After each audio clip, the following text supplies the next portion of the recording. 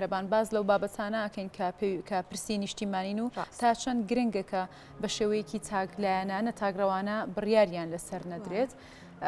ئەو بابەتانەی کە پێوەستن بە پرسی نیشتیمانی و پێویستیان بە سازان هەیە لە هەرێمی کوردستان زۆر جار تاگلایەنانە مامەڵەیان لەگەڵدا دەکرێت کامل لەناو خۆدا ئەو لایەنانەی کە بەو کارە هەڵدەستێت ڕوبەڕووی ڕەخناکاتەوە بۆی بزانین تا چەند گرنگە کە بە سازان و بابەتانە یەکلای بکرێنەوە چینە لای میوانەکەمان ئازاد جۆڵا چاودێری سیاسی ڕاستەوخۆ لە ستۆدیۆکانمان لە هەولێرەوە لەگەڵمانە. کاک ئازاد بەیانیت باش بێت و سڵاوت لێبێت. ئەمە پرسیارەکەم لەوە دەست پێ بکەم بڕیاردان لەسەر پرسە هەستیار و نیشتیمانیەکان تا چەند گرنگە بە شێوەیەکی تاگڕەوانە و تاگلایانانە بڕیاری لەسەر نەدێت و مامەڵی لەگەڵدا نەکرێت. بەیانیتان باش بڕیاری تاکلایانە هیچ کات سوودی نەبووە سوودی گەیاندووە بە هیچ گەلانێک لە هیچ وڵاتێکە لە هیچ بابەتێکدا چونکە ئەم بابەتانەیە وەکو جەنابەت باست کرد پرسی ینی ڕەهەندی نێتەوەی و نیشتیمانیان هەیە واتە ئەم بابەتانە پەیوەستن بە نیشتیمانێک یان نەتەوەیە گەلێکەوە بۆیە تاکلایەنە ئەگەر مەبەستن لە تاکلایەنە حیزبێک بێ یان کەسێک بێ یان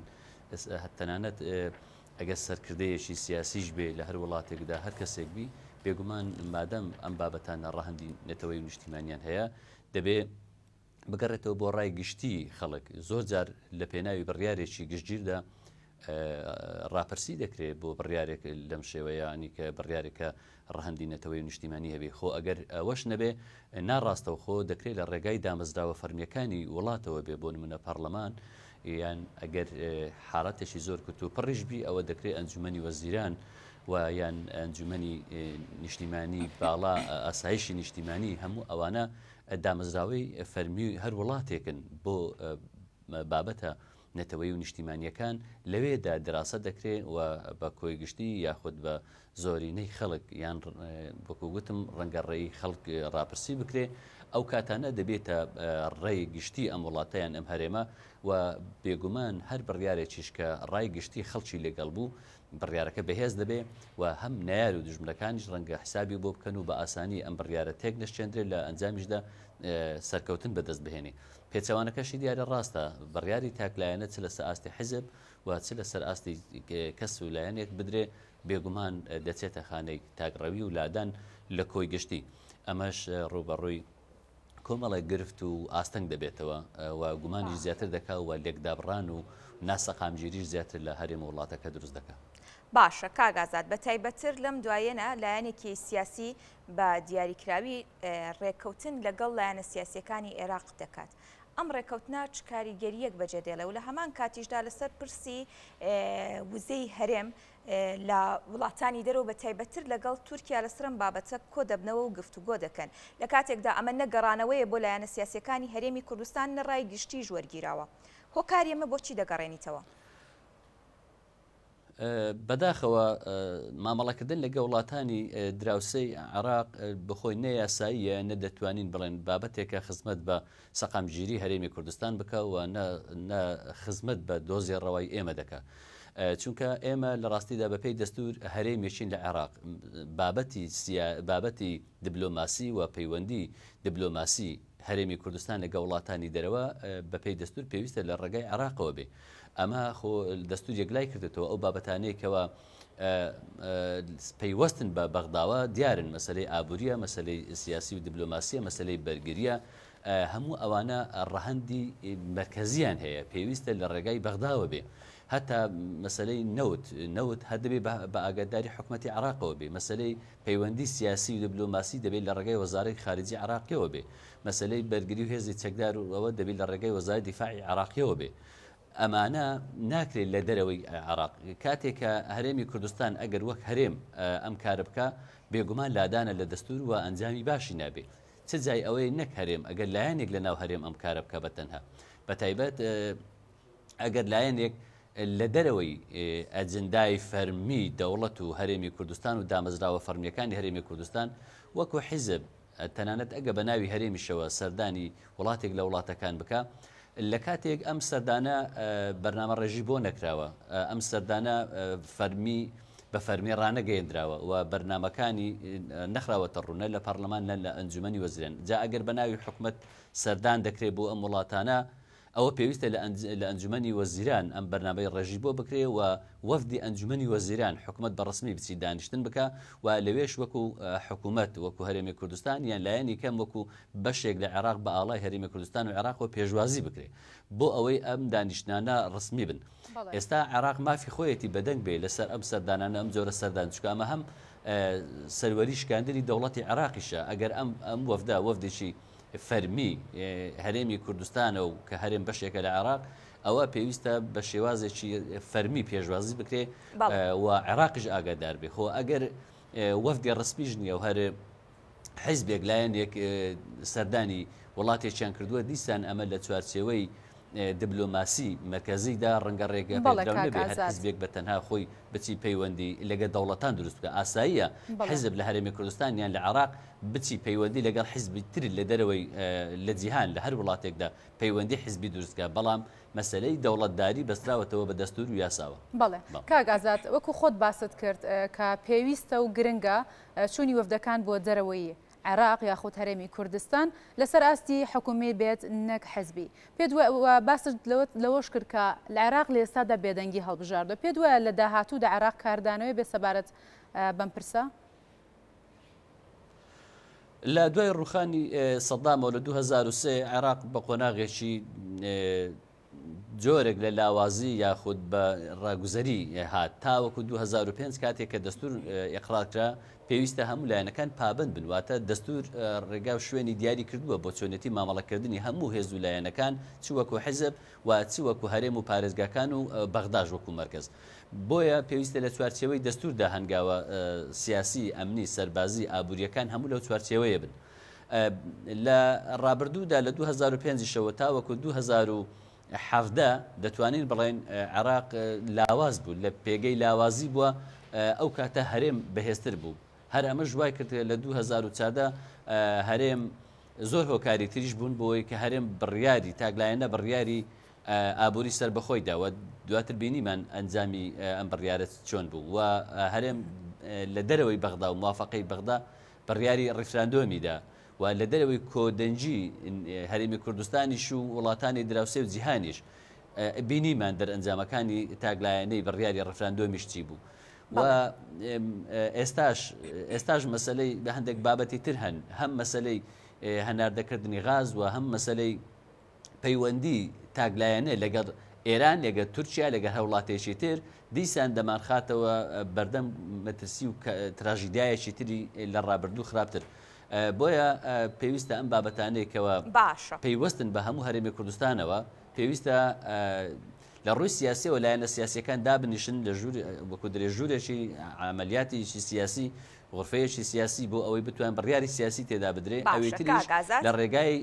بڕیاری دامەزراوەی هەرێمی کوردستان لە ڕێی پەرلەمان و ئەنجومەنی وەزیرانەوە بڕیارە بدرێن. باشە کاگازات لە ئێستادا پەیوەندی نێوان لایەنە سیاسەکانی هەرێمی کوردستان هێندە لە ئاستێکی خراپدایەوە لایەنێک بە دیاریکراوی بەبێ ئەوەی بگەڕێتەوە بۆ لایەنە سیاسەکانی هەرێمی کوردستان تاگڕەوانە و سربەخۆ لەسەر هەندێک پرسی تایبەت بە هەرێمی کوردستان کۆ دەبێتەوە؟ بەڵێ بێگومان پەیوەندیەکانی نێوانی لایەنە سیاسەکانی هەرێمی کوردستان دەتوانێت بڵێن ئێستا لە ئاستی چەق بەستوویدایە پەیوەندیەکان لەو پەڕی خراپیدان بەڵام ئەمەش ئەوە ناگەینێ ئەمە نابێتە هۆی ئەوەی کەوە لایەنێک بچێ ڕێکەوتن بکە یان هەنگاوێکی تاکلایەنە باوێ کەوا مەترسی بۆ سەرکۆی گشتی هەرێمەکە دروست بکە. ئێمە بینیمان لە ڕابردوو ئەو بڕیارانەی تاگلایەنە بوون ئەنجامەکانیان چی بوو ئەوەی ئێستاکەش بە هەمان شێوە جا ئەگەر ئەم کەواتە کاک ئازاد دەکرێت بڵین ئەم سەردانە بەمەبەست کراوە هۆکارەکەی تەنها خراپی پەیوەندی نێوان لایەنە سیاسیەکان نییە بەڵکو مەبەستە بەوەی کە بە تەنیا ئەم ڕێکەوتنە لەگەڵ تورکیا بکرێت بە تایبەت بۆ پرسی نەوت و وزە. ئەم مەسەلەی ئەگەر مەبەستە تەنها ئەم سەردانەی بەم دوایی بەڕێز کاک مەسعود بارزانی و وەفدەیاوەرەکەی ئەگەر مەبەستە سیاسیەکانی عێراق لەم دواییانەدا بۆ پێگەنانی حکومەتی زۆرینە ئەمە دوو بابەتی جیاوازن سەردانی وەفدەکەی پارتی دیموکراتی کوردستان بۆ تورکیا بابەتێکە و وەفدی هەرێمی کوردستان بۆ بەغدا لە مەسلەی چارەسەری گرفتی نفت و جێبەجێکردنی بڕیاری دادگای باڵای فیدرالی ئەمەیان بابەتێکی تری دوو بابەتی جیاواز کاک ئازادەوەیە کە بە چاگڕەوانە ئەم بڕیارە دەدرێت هەردووکی لەم خاڵەیە کۆ دەبێتەوە کە چاگڕەوانە بێگەڕانەوە بۆ لایەنە سیاسیەکان ئەم ڕێکەوتنانە دەکرێن ئەوەی بەغدا ئێستاوە کە وەفد چووە وەفدەکەی تاگلایەنە نییە وەفدەکە پێکاتووە لە یەکێتی و پارتی ئەوان کە چوون بۆ بەغدا بۆ گفتوگۆی مەسلەی نەوت بەڵام لە ڕابردوو بە تاگلایەنە کرایە ئێستا ئەم وەفدە کە دەچێت بۆ مەسلەی جێبەجێکردنی دانیشتن و گفتوگۆ لەگەڵ وەزارەتی نەوت بۆ چارەسەری ئەم گرفتانەیە کە بڕیارێکی تاگلایەنەوە لایەنێکی دیاریکراو ئەم بڕیارانەی داوە لە مەسلەی نەوت لە گرێبەستەکانی نەوت لەم گرفتانەی کەەوە هەن لەسەر مەسلەی پرۆسی نەوت ئەوانە ئێستا چوون لە دوای بڕیاری دادگا چوون بۆ چارەسەری ئەم گرفتە واتە بڕیارەکان لە ڕابردوودا لە 2014 مەسلەی ئابووری سربەخۆ و گرێبەستی نەوت 50 ساڵە و هەناردەکردنی و دەرهێنانی و فرۆشتنی و مەسلەی بانک و داهاتەکەی و هەموو ئەوانە تاگلایە نەبووە ئەمانش کاردانەوەی خراپی بووە بۆ سەر دۆخی ئابووری و یەک ڕێزی کوردستانیش بەڵام بۆ مەسلەی چارەسەریەکەی نەخێر وەفدەکە تاگلایەنە نیە ئەگەر سیر بکەیت لە ڕابردوشدا ساڵی پاریش ئەوە هەر هەرێمی کوردستان بوو وەفدێکی حکومی بوو بە سەرۆکایەتی کاقوبات چەندین دانیشتن کرا بە پشوو درێژێکی زۆرەوە بەردەوام لە بەغدا بوون بۆ ئەوەی 200 ملیارەکە جێبەجێ بوو جۆرێک لە ئارامی گەڕایەوە و جۆرێک لە سەقامگیری ئابووریش گەڕایەوە هەرێمی کوردستان و ئەم جارش بە هەمان شێوە دیسان ئەم وەفدەی کە چووە وەفدەکە هاوبەشە لە بینی پارتی و یەکێتی نوێنەرایەتی هەردوو لای تێدایە دیسان چوون بۆ چارەسەری ئەم گرفتانە بەڵام قسەکە لەسەر ئەوەیە ئەم گرفتانە چێ دروستی کردوون ئەم گرفتانە لە ڕاستیدا حیزبێک و لایەنێکی دیاریکراوە و بە تایبەتی پارتی دیموکراتی کوردستان تاگلایەنە ئەم دەستی خستۆتە ناو مەسلەی بابەتی ئابووری ڕێکەوتنی نەوتی ڕێکەوتنی ژێربەژێر دەرهێنان بە کۆمپانیاکردنی و بە ناردنی هەموو ئەوانە لە ڕێی پەرلەمان دەرێ ئاگام لێ نیە ئەنجومەنی وەزیران دەرێ ئاگام لێ نییە واتە حیزب لایەنە سیاسیەکان دەڵێن ئاگامان لێ نیە کەواتە تاگلایەنە کراوە دەرەنجامەکانیشی خراپن ئێستا ئەم وەفدانە بۆ ئەوەیە چارەسەری ئەمە بکەن ئەمە بابەتێک بەڵام ئەوەی کەەوە ئێستا زیاتر مەترسی هێناوەتە سەر هەرێمی کوردستان لە ڕاستیدا دوو بابەتن ئەو وەفدەی کە چوو بۆ تورکیا ئەویان تاگلایەنەیە و ئەجدداکەش تاگلایەنەیە و بەرنامە ڕێژەیە کراوە هەت تاگلایەنەیە ئەمەیان مەترسی گەورەتر دێنێ بۆ سەر هەرێمی کوردستان لە ڕاستی ئەم سەردانەی ئەم دوایی ئەو وەفدەی کە چوون بۆ ئەنقەرە بۆ تورکیا لەگەڵ ڕەجەب تەیب ئەردۆغان و هاکان فیدان دانیشتن ئەم وەفدە ڕەنگە ئەجندای وەفدەکە هەر بە تەنها غاز نەبوو بێ ڕەنگە ئاخر خاڵیان باسی غاز کرابێت چونکە هەناردەکردنی غاز لە ئێستادا لە هەرێمی کوردستان بەڵێ باست لەوە کرد کام چوونەی ئەم وەفدە بۆ تورکیا تاگلایەنە بوو نەگەڕانەوە بۆ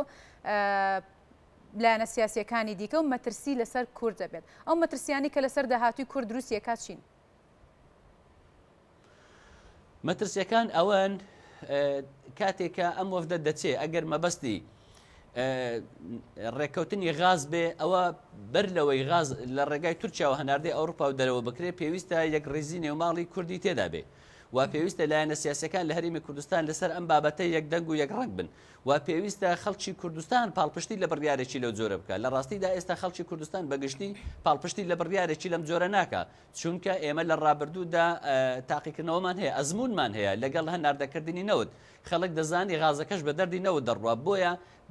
بە هیچ شێوەیە خەڵکی هەرێمی کوردستان لەگەڵ هەناردەکردنی غاز نییە بەم شێوەی ئێستا بە دەردی نەوتەکە بڕوا و بە ڕێکەوتنی 50 ساڵ و ژێر بەژێر بڕوە بۆیە ئەمە کاردانەوەی خراپی دەبێت لەسەر ئاستی نێوخۆی هەرێمی کوردستان و یەک ڕێزی لایەنە سیاسیەکان ئەمە لەلایەکی تر لە بارودۆخی ئێستاکە دەستبردن بۆ هەناردەکردنی غاز کاردانەوەی ئەقلیمی و نێودەوڵەتی بە دوای خۆدا دەهێنی ئەم بابەتە پەیوەستە بە مەسەلەی وڵاتانی ئەقلیمی و نێودەوڵەتیەوە ئێمە بینیمان بەس باز لەم بابەتەکرا دوازدە موشک لە هەولێر بە عردی کەت و لایەن ئێرانەوە ئەوە پەیامێک بوو هەم رووسیا بوو و ئێران جێبەجێ کرد بۆ هەرێمی کوردستان بۆ ئەوەی ئەم هەڵەیە نەکەن و بە دەردی نەوتەکەی نەبن و ڕێگە نادن ئەمە خاڵێکی تر ئەوە تا بەغدا لەسەر خەتە و دادگای باڵای فیدرالی لەسەر مەسەلەی نەوت و غاز بڕیاری داوە و بڕیارەکەیشی مناقەشە هەڵناگرێت دەبێت جێبەجێ بکرێت واتە بەیانی بەغداش دێتە سەرخەت و بەهێز وەڵامت دەداتەوە ئەمە لەلایەکی تریش بەڵێ باشە کاگازات کەواتە دەکرێت بڵێن ئەم با بڵێن بڕیارە تاگڕەویانە لەسەر پرسی غازکە یەکێک لە خاڵەکان لە کۆبوونەوەکەدا لە تورکیا باز لەم بابەتە کراوە دەکرێت بڵێن پەیوەندیە دیبلۆماسیەکان لە نێوان وڵاتانی دراوسێدا تێک دەدا جگەلەوەی لە ڕووی سیاسی لە هەرێمی کوردستان کاریگەری نەرێنی دەبێت بۆ خۆی ڕۆژهەڵاتی ناوەڕاست بە قۆناغێکی زۆر هەستیادا تێدەپەڕێ بە تایبەتیش لە ناو ڕۆژهەڵاتی ناوەڕاست تۆ ئەگە سەیری عێراق بکەی عێراق بۆتە گۆڕەپانی ململانی یەکلاییکردنەوەی کێشەکانی وڵاتانی ئیقلیمی و نێودەوڵەتی لە عێراقدا ئێستا لایەنەکان وا شەڕ دەکەن ناگەنە یەکتری ئەم دۆخی ئێستای عێراق لە بەغدا هەیە کە لایەنەکان ناتوان حکومت پێک بێنن بۆ خۆی ئەوە شەڕی بە نوێنەرایەتیکردنە شەڕێکە بە نوێنەرایەتی ئێران لەلایەک و تورکیا و ئیمارات و سعودیا وڵاتانی تر لەلایەکی تر لەسەر ئاستی مەسلەی غاز و نەوت و لەسەر ئاستی بەرژەوەندیە گشتیەکانی تر ئەویان شەڕی بە وەکالەتە بۆ ئەمریکا و بۆ رووسیا لە ڕاستیدا ئەوان هەمویان لە عێراقدا بوونیان هەیە وجودیان هەیە ئەمریکا لە عێراق وجودی هەیە و بەهێزە لە بەرامبەردا ئێران ئەسڵەن عێراق هەر بە بەشێک لە وڵاتی خۆی دەزانێت چەند گرنگی بە تارانەدا ئەوەندە بەغدا لای تاران گرینگە بۆیە بە ئاسانی دەستبەرداری نابێ اینجا هێزی چەکداری میلیشیا هەن کە چەشیان بەدەستەوەیە لەلایەکی تر شقامی عراقی بەگشتی دابش بووە بە تایبەت نێوماڵی شیعی ئێستا دابش بوون کە ئەوان کاریگەری و حکم دەسەڵاتی عراق بەدەست شیعەکانەوەیە بۆیە هەر هەنگاوێکی لەم جۆرە لە عێراق کاردانەوەی زۆر خراپی بەسەر تەواوی گەلانی عێراقدا دەبێ ڕەنگە بەریەکەوتن و شەڕ ئەگەر ڕووبدا لەسەر خاچی عێراق لەسەر خاچی هەرێم خاچی ئێمە سوتماک دەبێ و گەلی ئێمە دەکوژدێ ئابووری ئێمە لە بین دەچێ بۆیە ئەوان هەمیشە دەیانەوێت شەڕەکە لە وڵاتی خۆیان و لەناو گەلی خۆیان دوور بخەنەوە دێن لە وڵاتێکی تر شەڕەکە دەکەن و تەسفیح حساباتی خۆیان دەکەن بۆیە هەر بڕیارێکی ئابووری یان سیاسی یان سەربازی لە عێراق و لە هەرێمی کوردستان پێویستە زۆر بە ژیرانە و بە فرەلایەنی بدرێ نەک بە تاگلایەنە سەبارەت بەم وەزعی ئێستاش کە لە باشووری کوردستان و لە ناوچەی بادینان و باکووری هەولێر دروست بووە ئەم هێرش و پەلامارانەی تورکیا بۆ سەر ئەم ناوچانە بەدەر نییە لەم سەردانە و بەدەر نییە لە ڕێکەوتنە ژێربەژێر و تاگلایەنەکان گرفتی هەرە سەرەکی لە هەرێمی کوردستان بڕیاری تاگلایەنە و لە دەرەوەی لە پشتەوەی خەڵک لە پشتەوەی دامەزراوەکان بڕیارە درێ هەگاودا ئاشتێ ڕێکەوتن دەکرێت هەموو ئەمانەوای کردووە متمانە نەمینێ لە نێوانی خەڵک و دەسەڵات و لە نێوانی لایەنە سیاسیەکانی کە لە حکوومەت بەشدارن و لە نێوانی ئۆپۆزیسیۆن و دەسەڵاتیش هیچ متمانەیەک نماوێ بۆیە بڕیاری لەم شێوەیە بە تایبەتیش بڕیاری هێرشی سەربازی و شەڕ و مەسەلەی ئەمنی ئەمانە کاریگەری زۆر گەورە و خراپی دەبی بەسەر هەرێمەکەماندا ئەمانە دەبی بڕیاری گشتگیری هەرێمی کوردستان بن یان لە ڕوانگەی سیاسی ئەگەر لە ڕوانگەی سیاسی و بهێز و لایەنە سیاسیەکان بەیەکەوە بڕیاری لە بابەتە بدەن ئەگەر بڕیارەکانیش پێیوەستن بە حکوومەتی هەرێمی کوردستانەوە ئەوە حکوومەتی هەرێمی کوردستان خاوەنی دامەزراوی فەرمی خۆیتی هەر لە پەرلەمانی کوردستان کە نوێنەرایەتی خەڵک دەکا و حکوومەت و سەرۆکایەتی هەرێمیش بەڵێ کاگازات باسمان لەو کرد کە لایەنە نەرێنیەکانی چوونی وەفدی هەرێم بۆ تورکیا یاخود هەر بابەتێکی ترکە پەیوەندی بە پێوەست بە بەپرسی نیشتیمانی وەگەر تاک لایەنانە بڕیاری لێوە بدرێت یاخود مامەڵی لەگەڵدا بکرێت لایەنە نەرێنیەکانی بەم شێوەن کە باست کرد ئەگەر بێت و تاگلایەنانە بڕیار یاخود مامەڵە لەگەڵ پرسە نیشتیمانەکان جا نەکرێت ئەو کاتە لایەنە ئەرێنیەکانی بۆ هەرێمی کوردستان چیە بێت؟ خۆ بینیمانە لە ڕابردوودا هێز و لایەنە سیاسەکانی هەرێمی کوردستان ئەو کاتانێک کە یەک دەنگ و یەک ڕنگ بوون یەک بڕیار بوون بینیمان دەستکەوتی باش بەدەست هاتوون تۆ سیر کە لە شاخ بەر لە ڕاپەڕین بەرەی کوردستانی کاتێک کە دانیشت و هەموو هێز و لایەنەکان ئەو کاتە بڕیاریاندا کە بۆ مەسلەی ڕاپەڕین و بە هاوکاری خەڵکی جەماوەری خەڵکی کوردستان ئەم ڕاپەڕینەکرا ئەمە بەرەی کوردستانی بوو کردی و لە مەسلەی هەڵبژاردن بە هەمان شێوە ئەو کاتە هەموو هێزولایەنەکان بڕیاریاندا لە 95 هەڵبژاردن یەکەم هەڵبژاردننی پەرلەمان بکرێ پەرلەمان هەڵبژاردن کرا دواتر یەکەم کابینی حکوومەت پێکات ئەمانە هەموو دەستکەوتی نەتەوەی و نیشتیمانین بەرهەمی خوێنی دەیان ساڵی قوربانیانی ئەم گەلن ئەمانە بڕیاری گشتگیر بوونەوە بڕیاری کۆدەنجی لە هێزولایەنە سیاسیەکان بوونە و گەلیش بەگشتی هەرێمی کوردستان خەڵک پشتیوانی لێکردوون و هەمووی سەرکەوتووە ئەنجامەکانی سەرکەوتنیان بەدەستێناوە کاتێک بەڵام کاتێکە بڕیاری تاگلایەنە هەر لایەنێک بیدا بە هەر ئاراستەیەکدا بێ و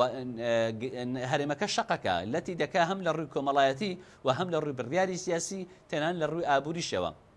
ئێستا ئەگە سەیر بکەی بەداخەوە لە ئەنجامی بڕیاری تاگلایەنەی ئابووری بڕیاری تاگلایەنەی سیاسی بڕیاری تاگلایەنەی ئەمنی و سەربازی کە ئێستاوە بەداخەوە لە بادینان و لە بەشێک لە هەولێرەوە وجودی هەیە ئەمە وای کردووە کە هەرێمی کوردستان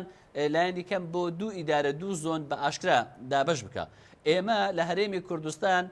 دەبی هەوڵی ئەوە بدەین نیوەی خاشی ترمان کە ناوچێت جێناکۆکە ئەو بگەڕێنینەوە سەر باوەشی نیشتیمان نەک ئەوەندەی هەشا ئێستاوە بە ئاشکرا بەرەو دوولەتبوون و دوو ئیدارەیی و دوو ئەمنی و دوو ئابووری و هەنگاو دەنێ بەرەو ئەوە ئەمە لە بوونی نێوماڵی کووردا و لە بین بردننی ئەم دەستکەوتو ئەزمونە سیاسیە کە هی گەلە هی خەڵکە هی ئەوانن کە قوربانیان داوە لە پێناویدا لە ڕاستیدا ئەم لایەنە سیاسیانی ئێستا چ لەسەر ئاستی حکوومەت وەک دەسەڵات چ لەسەر ئاستی حیزب وەکو لایەنێکی سیاسی بەرپرسیاری مێژوویەتی دەکەوتە ئەستۆیان لە بەرامبەر ئەم بارودۆخەی ئێستای هەرێمی کوردستان چ لە ڕووی ئابووری و چ لە ڕووی ئەمنی و سەربازی و چ لە ڕووی نیشتیمانیەوە پرۆسەی سیاسی هەرێمەوە لەبەرەوە هەرێمی کوردستان ئێستا لە دۆخێکی خراپی سیاسی ئابووری و کۆمەڵایەتیدایە باشە کاگازات باسەوە دەکرێت ئەو سەردانەی کە لەلایەن لایەنێکی سیاسی و بەناوی وەفدی حکوومەتی هەرێمی کوردستان بۆ تورکیاکرایەکە لە خاڵەکانیان کە لەناو کۆبوونەوەکەدا باس کراوە باز لە پێگەێنانی حکوومەتی نوێی عێراق وەروە ئەو ڕێکەوتنە سێقۆڵی کراوە خوێندنەوەی تۆ لەم بارەیەوە چییە بۆ باسکردن لەسەر ئەو پرسە لە ناو خاکی تورکیادا ئەمە ڕاستە چونکە هەم ئەو وەفدەی کە چوونە پارتی دیموکراتی کوردستان لایەنێکی گرینگە لە مەسلەی پێکهێنانی حکوومەتی عراقی و تورکیاش ڕۆڵی زۆرە ڕۆڵی گرنگ دەبینێت تورکیا لە ڕابردوودا تەنها لە ڕێگای تورکمانەکانەوە دەیویست یان وجودی هەبوو و تورکیا دەیگوت من بەرگری لە تورکمانەکان مافی تورکمانەکانەکەم بەڵام ئێستا تورکیا فراوانتر لەوە دێ مداخلە لە عێراق دەکا لە بڕیاری سیاسیش لە عێراق دەکا و لە مەسلەی ئابووریش لە عێراق دەکا لە ڕێگای چێ لە ڕێگای ئەم ڕێکەوتنە تاگلایەنانە و لە ڕێگای ئێستاش گوازراوەتەوە بۆ سونەکانیش ئەمە تورکیایە ڕۆڵی سەرەکی بینیوە لە گەیشتنی سونەکان و دروستکردنی هاوپەیمانی سیادە تورکیا پشتیوانێکی بەهێزیانە و تورکیا ئێستا تەماحی لە هەرێمی کوردستان و لە ناوچە سونیەکانیشدا هەیە لە ڕاستیدا بۆیە تورکیا باز ڕۆڵی هەیە لە مەسلەی پێکەینانی حکوومەتی عراقی دەتوانێت گرفت دروستکەوە دەشتوانێت ئاسانکاری بکە ئەوان دایانەوەی ئەو جارەیان حکوومەتی عراقی حکوومەتێک بێ کەمترین دەسەڵاتی ئێرانی بەسەرەوە بێ زۆرترین دەسەڵاتی تورکیا و سعودیا و ئیمارات و قەتەر و ئەمریکای بەسەرەوە بێ بۆیە ئەمە ململانەیە وجودی هەیە و تا ئێستاش ئەمە وای کردووە کە حکوومەتی عێراق پێکنێ و لایەنەکان نەگەنە یەکتری بۆیە هەر ڕێکەوتنێکی ئەوها قسەکردن لەسەر بابەتێکی ئەوها پەیوەست دەبێت بە هەموو هەرێمی کوردستانەوە گرینگە هەرێمی کوردستان هەموو حیزب و لایەنەکان بەیەکەوە مفاوەزات بکەن یان گفتوگۆ بکەن لەگەڵ ئێران یان لەگەڵ تورکیا یان لەگەڵ شیعەکان لەگەڵ سونەکان لەسەر مەسەلەی پێکەینانی حکوومەتی عێراق هەر بۆیەش ئەگە سەیر بکەی لە دوای هەڵبژاردن و دەرئەنجامی ڕاگەیاندنی دەرئەنجامەکانەوە دوو ئاڕاستەی جیاوازە بوون لە هەرێمی کوردستان بۆ چۆنێتی مامەڵەکردن لەگەڵ بۆ پێکەینانی حکوومەت لەگەڵ بەغدا یەکێتی نیشتیمانی کوردستان پێی وابوو نابێ بەشدار بن لە لەتبوونی ماڵی شیعە و نابێ ڕێکەوتنی ژێربەژێر بکرێ پارتی دیموکراتی کوردستان تاگلایانە ڕێکەوتنی لەگە سەدرەکان و سوندەکان کرد و هاوپەیمانەتیان ڕاگەیاند و ئەمەش وای کردکەوە عێراق بۆ دوو بەرە دابەش بێ کە تا ئێستاکەش دەرئەنجامی ئەم دابەشبوونە وای کردووە پرۆسەی سیاسی و پرۆسەی پێکەنانی حکومت لە عێراقدا وەستاوە ئەمەش لە بەرژەوەندی عێراقیەکان نییە چونکە حکومەتێک هەیە حکومەتێکی کاربڕێکەرە ناتوانێت خزمەتی گەلانی عێراق بکات لە کاتێکدا ئەم هەڵبژارنە بۆیە هاتە ئاراوە لەسەر داخوازی خەڵک بوو کەوا حکومەتێکی ئەکتیڤ و بەهێز بێتە پێشەوە هەڵبژاردنی پێشوەختە بکرێت بۆ پێکەنانی حکومەتێکە وەڵام دەرەوەی داخوازەکانی خەڵک بێ ئەمە ڕێک پێچەوانە دەرچەوە ئێستاکە ئەم لەتبوونە لە بەرژەوەندی کورد نییە و بینیشمان مەترسیەکانی هاوکاریکردن یان لەتکردنی نێوماڵی شیعی بینیمان چۆن کاریگەری بە سەرێمی کوردستانەوە هەبوو هەڕەشە هاتە سەر ئەمە باش نییە بەڵێ هەر لەسەر و بابەتی کاڵی هەڕەشەی تێکدانی نێوماڵی شیعی هەڕەشای بۆ سەر هەرێمی کوردستان وەک بینیشمان لە پێشوودا چەندین جار موشک بارانی هەولێر کرا ئەمە تا چەند ئەگەر بێت وەم بابەتە ئەم پرسە بەم شێوەیە بەردەوام بێت ئەم موشک بارانەیە خودە و هەڕەشانی ئێران بۆ سەر هەرێمی کوردستان بەردەوامە بێت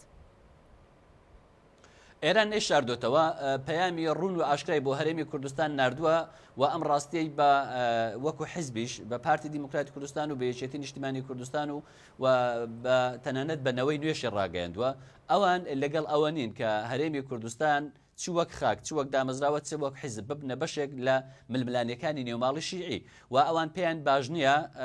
ئەم بارودۆخە ناسەقامگیری ئێستا لە هەرێمی کوردستاندا هەیە ئەمە بمینێ بەردەوام بێت چونکە هەرێمی کوردستان کاریگەری زۆری بەسەر ئێرانەوە هەیە سنوورێکی فراوانی بەسەر هەرێمی کوردستاندا هەیە و ئێران هەرێمی کوردستان وەکو بەشێکی فەرمی و یاسایی و دەستوری بە عێراق دەزانێت بۆیە ئێران کاریگەری لەسەر تەواوی عێراقەیە بە هەرێمی کوردستانیشەوە هەرگیز ڕێگانادا بە ئاسانی ناسیتە ژێرباری ئەوەیکەوە بڕیاری سیاسی ئاڕاستەی سیاسی لە هەرێمی کوردستان بە شێوازێکی تر بگۆڕێت چونکە ئێران کاریگەری زۆرە و دەشتوانێت لە ماوەیەکی زۆر کورددا هەموو معادلەکان پێچەوانە بکاتەوە ئەو کات بە زیانی گەورە بۆ هەرێمی کوردستان و بۆ ئەزمونەکەشمان تەواو دەبێت. زۆر سپاس بۆ بەڕێز ئازاد جۆڵاک کە بەڕێزیانوک و چاودێری سیاسی لە ستودیۆکانمان لە هەولێر لەگەڵمان بوون سپاس بۆ ڕوونکردنەوەکانت.